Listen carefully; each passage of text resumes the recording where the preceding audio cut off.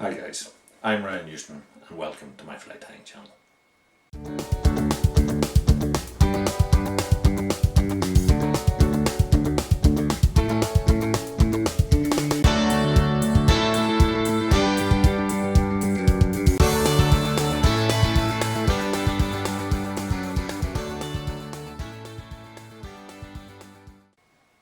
If you haven't already done so, consider hitting the subscribe button down below.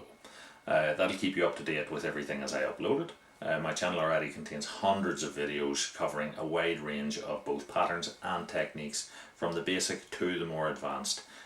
So without delay, let's get on with the show. Hi there guys. So we're sticking with our American themed flies, and tonight is the Beadhead Sidekick Nymph. My understanding is that this was created by Ben Bing, and it uses marabou as tail and body, and I guess here we're tying something along the lines of a nymph. It's probably, to me it would imitate a damsel fly nymph. So we have here a gold or brass bead on our hook, and the hook is a standard sort of a nymph type hook, something around about a size 14 or maybe even a size 12. And for extra weight, what we're going to do here is use a weighted wire. So depends on the regulations as to where you fish, as to what you'd be allowed to use, whether it be lead or lead free. So what I would tend to do here is I take my wire and I wrap it on under tension here, back on the shank a bit. Then I snap it. I grab the wraps and I snap the rear of it off as well. And then I slide that up inside the bead head, and that helps to stop the bead sliding. So now what we need to do is to fix that so that it does not slide itself. So what I'll do is I'll use super glue, zappy gap or whatever you want to call it, and I'll just sort of coat that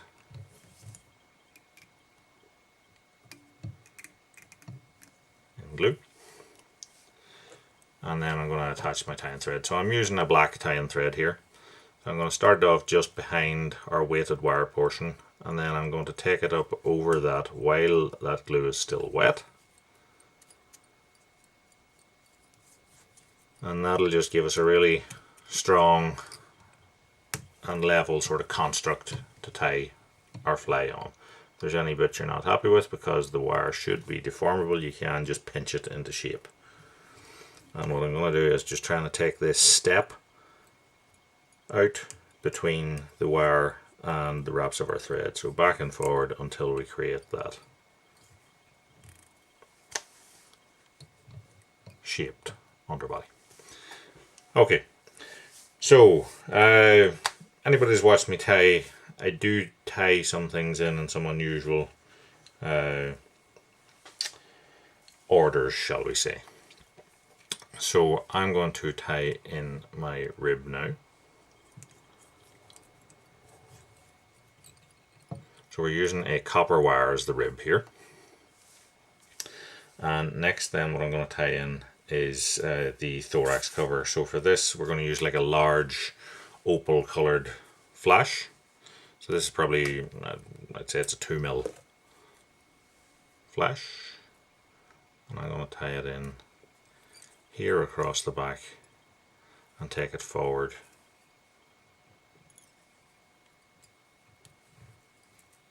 to where our thorax is going to be.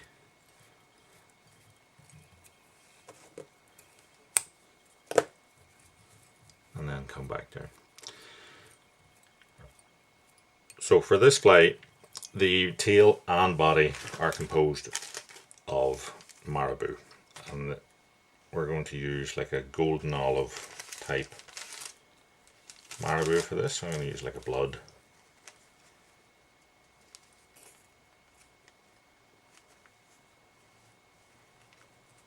I'm just going to take the tip of a marabou blood in this golden olive colour. I'm going to separate it out here find a tip, and then I'm going to tie in and just have 2 loose laps across that. So then what I'll do is I'll take the feather fibre, or feather stalk, sorry, and just pull forward, and my thread wraps should control it and allow me to tighten that in until we come up with this nice neat little tail portion here. And then I'll just wrap and pull it, I'll pull it back, hold it in position and just wrap back over it until we get our little tail stump. So next I'm going to take this, what's left of the marabou, and I'm going to fold it back,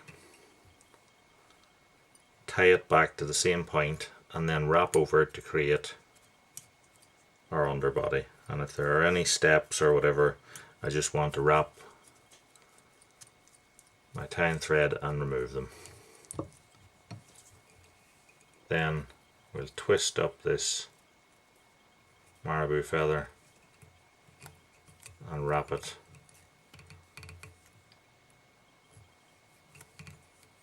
forward as our body.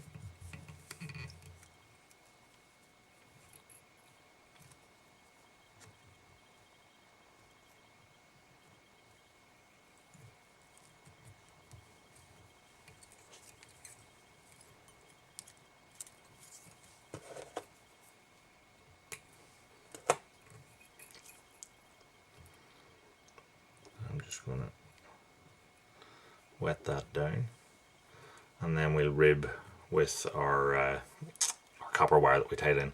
So when you're ribbing, you can choose to wrap in the same direction as you wrapped your body, in which case the rib will probably dig deeper into it and be a little bit more hidden, or you can go in the opposite direction to which you wrapped your dubbing or body materials, in which case the wire will stand out more.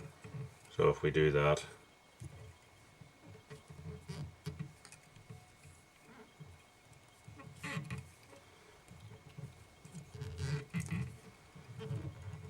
you'll see that the wire is probably more visible than what it would have been if we'd wrapped it in the same direction. When we get to the front here, there's a variety of different ways of tying in the wire. As you may have seen me do before, I tend to put on a couple of extra wraps because the thorax will cover it and snap it off, and then to wrap over that, and that secures it in place. So this was our thorax cover that we tied in earlier. I'm just going to fold that back now and tie it in up to the point of where our thorax is going to begin.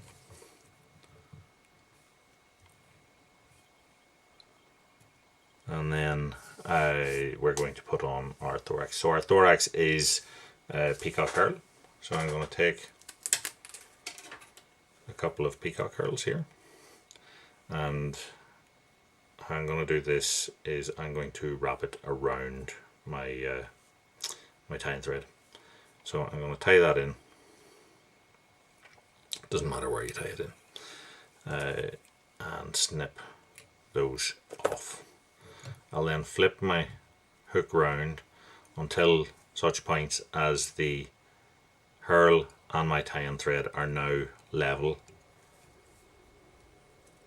and then I will twist my herl around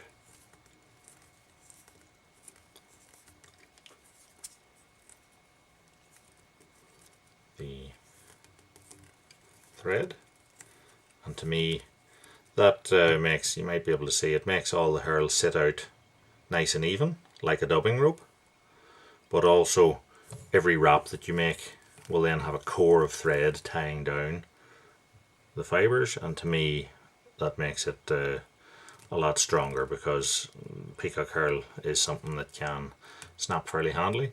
When you've dubbed on as much as you want, then let it unravel and tie in across the remainder of the stems, fold them back and a couple of turns across that to secure it in place. So what remains then is legs on this fly, and for that we use olive hen fibers. So what I've done is I've taken a hen hackle and I stripped off the base of it and nipped out a portion, so I'll end up with this sort of like chevron or V sort of shape.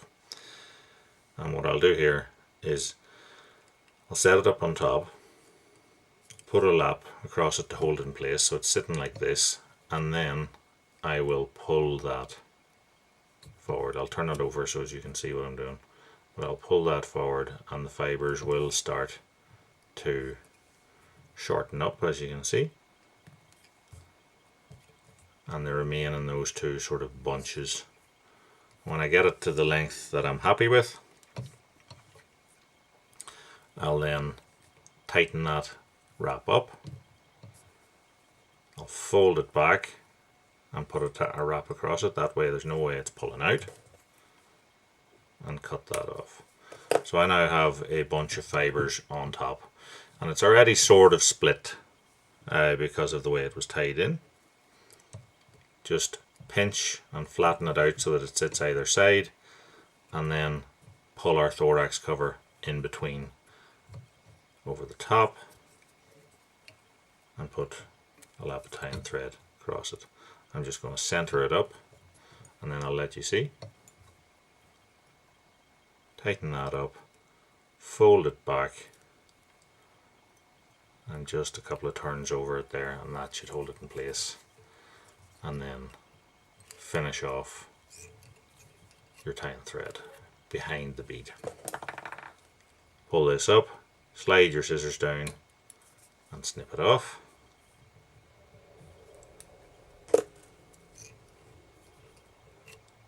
I'll do another wrap behind the head and snip that, and that is our Beadhead Sidekick Nymph tied. So we're just going to varnish that now, so I'm going to use this Clear varnish, and we will use our cocktail stick again and just set it on and rotate the fly and allow that varnish just to varnish in our tie off.